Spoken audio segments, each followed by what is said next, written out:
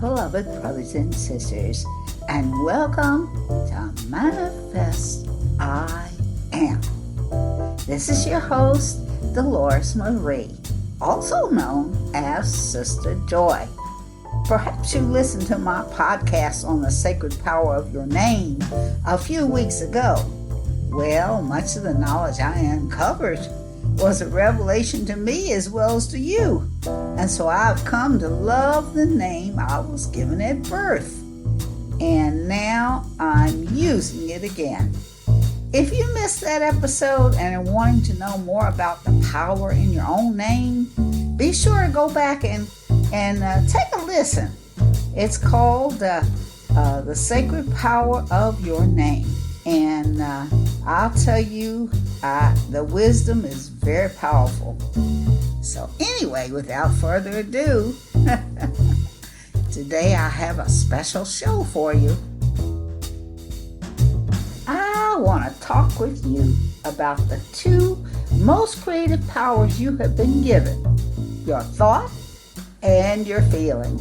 Do you realize that these two faculties are the only and mightiest creative power in life or in the universe? In fact, I like to say the truth that what you think about, you bring about. And in your feeling is your healing.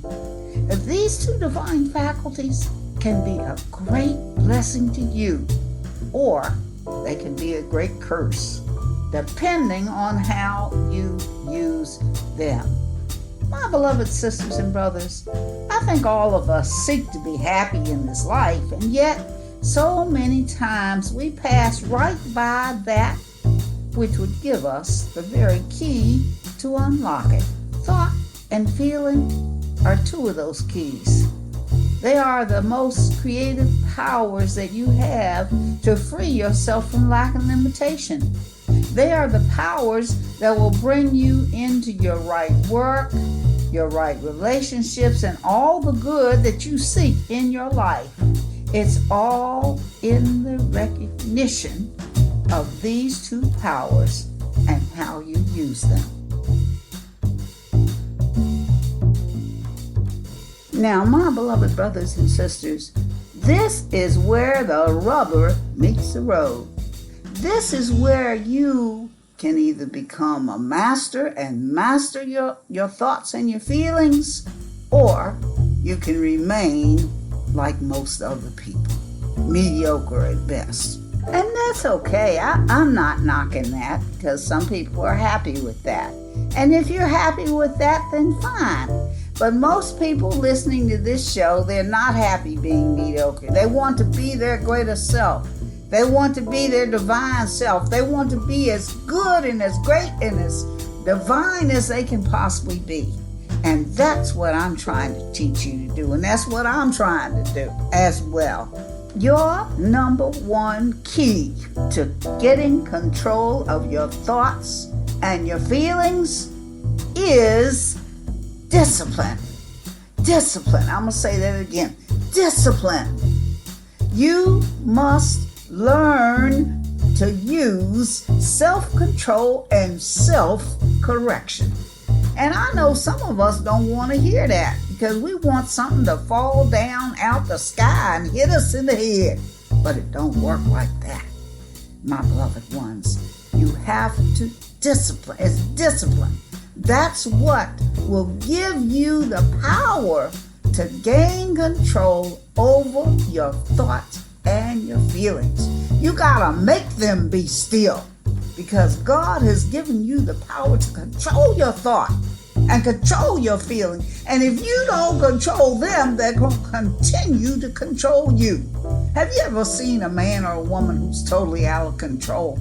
It's a sad sight to see, isn't it? They just fly off the handle at this or at that. There's no control. But you have the power to discipline yourself. And that's a hard word, because we don't want to discipline ourselves.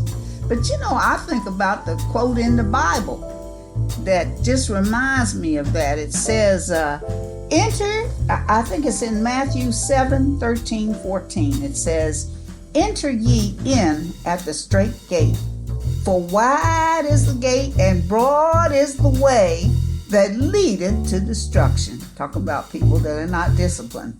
And many there be which go in thereat. Because strait is the gate, and narrow is the way which leadeth unto life, and few there be that find it. Many of us, we don't want to discipline ourselves. We want everything that comes along with discipline except having to do it. So that's the number one principle, that you've got to employ that. Even if you start small, just letting go of certain things. Just do it. Start trying to discipline yourself. And when you hear those bad thoughts, make them be still. I slap them. Be still. You have no power here. Your day is done. Be thou dissolved and consumed from the face of the earth. And then I turn my thoughts on to what I want. Do you realize that there is a thought world surrounding you that you have created? Some people say it extends around us as far as we can reach our hands out. Reach your hands out. Put them out to your side, way out, and you'll see. It says it extends that around that way. That's your world. That's where your thoughts and your feelings and everything takes place. And within this thought world, there's a seed. It's a seed that brings you the results in terms of what you think and what you feel. It is your own individualized divine presence of God in you. It's the I am presence within you, and it's the only acting presence that you have in the universe that will direct all energy.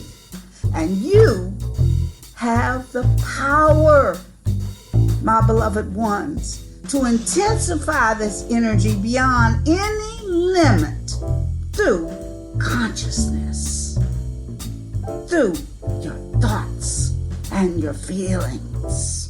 Do you realize that when you say I am, whatever you're thinking, you're manifesting it? When you speak it, I am, again, you're calling forth God in action in you.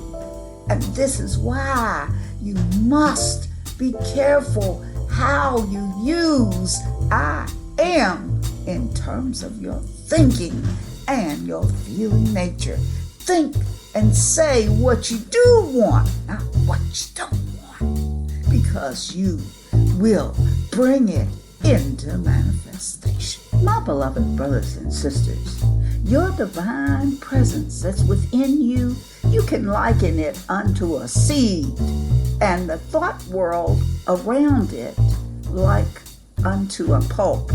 The pulp not only represents a thought world that you create, but also the electric substance that's waiting to be acted upon by your conscious determination to be manifested in the visible form and use as you wish to use it. So be careful. Be very careful with your thoughts and your feelings. And the key to using your thought power is self-control. You must come to know and recognize God in you, your own divinity.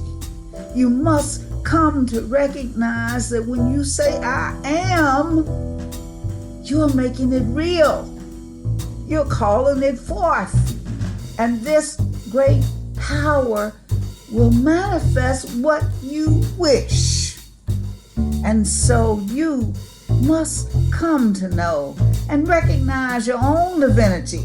As it says in Scripture, greater is he that's in me than he that's within the world. It's truth. You must recognize your own divine presence, I am, as the only acting presence within you. Secondly, you need to realize if you're going to manifest your good through your thoughts and your feelings, you need to recognize that God is in you and all things are possible through I am. And you have been given free will and free choice. So whatever you hold your thoughts on through your attention, believe me, you will call it forth into manifestation. You must discipline yourself. You must realize that through God in action, in you, you can take control of yourself. You can bring about self-correction. You can cast down those thoughts and feelings that are contrary to what you want. In fact, in Corinthians 2:10-5, he tells us, cast down imaginations and every high thing that exalteth itself against the knowledge of God, and bring into captivity every thought to the obedience of Christ. My beloved brothers and sisters, it is vitally important that you attain self-control, because it will enable you to hold your thoughts upon your given desire without wavering. You will hold your thoughts steady, just like you've got a magnifying glass over some grass and the sun is shining through it. It'll burn it up. With your thoughts held immovable on your desire, it's just like a blowtorch bearing down on what you want. And it must materialize, because it is your I am presence and intelligence thinking. My beloved brothers and sisters, it is God in action in you. Not your outer human self, but your inner divine presence of God. And as you couple your feeling nature with your thought, you magnetize and draw it to you. You see it in your mind's eye, and you feel it in your emotions, and you speak it forth, and it materializes into existence. We are experiencing this in our own lives all the time with that which we do not want.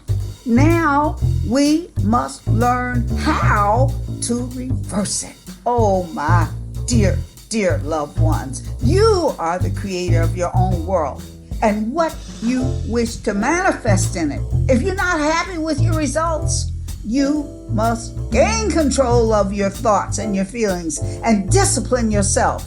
You do have the power to attain control and mastery over your outer conditions. Begin with your thoughts and your feelings. And remember, your key is not determined by time, distance, or space. It lies in your simplicity and firmness of your self-control. In closing, I want to give you some examples of techniques and things that you can do to begin to control your thoughts and your feelings. Perhaps in the next podcast, I'll take up this important topic again and go a little further. But for now, here are a few things that will definitely be of help to you.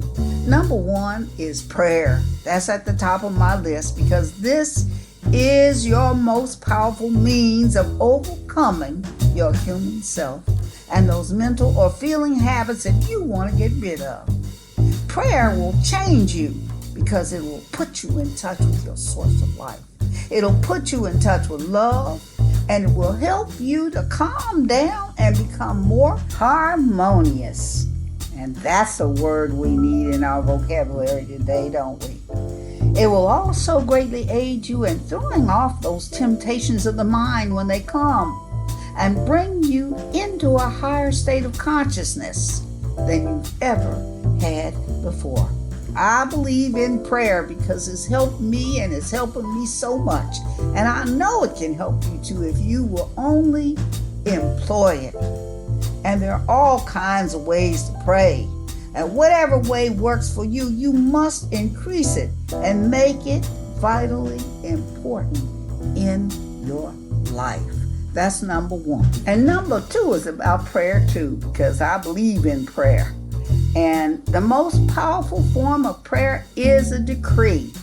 And it's not a beseeching call to God, but it's a calling forth of your desire as if it is already done.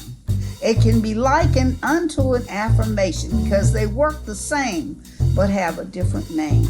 Soon I'll be putting decrees and affirmations online for your usage. But for now, I would recommend that you go on YouTube and find some affirmations that you like for raising your consciousness and listen to them in the evening before you fall asleep if you can. They will seep into your conscious mind and replace those thought forms you want to get rid of. 3, remove yourself from people who are negative. It's better to be by yourself with your own divine presence than to be among negative-minded people or circumstances. They're only going to pull you down. They're not going to lift you up. And 4, stop looking at other people and turn your eyes upon yourself. And stop condemning, criticizing, and judging others. Look at all the good things about yourself and look at what you want to change and go to work. Go to work on yourself because God has given you one life stream to care for, and that's your own, not anybody else's. So practice self-correction and self-discipline every day. And when you fall down, don't worry about it. Just pick yourself up and try again. Well, my beloved brothers and sisters, that's all I have for you today. But I would like to know what you think of the podcast and whether or not it is helping you at all. If you like, just go ahead and leave me some comments and suggestions on our Facebook page. That's www.facebook.com/groups/manifestim. That's all one word. Or you can drop me a message on my website at www.delorismarie.com. That's DelorisMarie.com. Also, I would like to know, what would you like to hear a message about? Well, my beloved ones, thank you again for tuning in this evening. And may the rest of your life be the best of your life. And most of all, may you manifest I am. God bless you.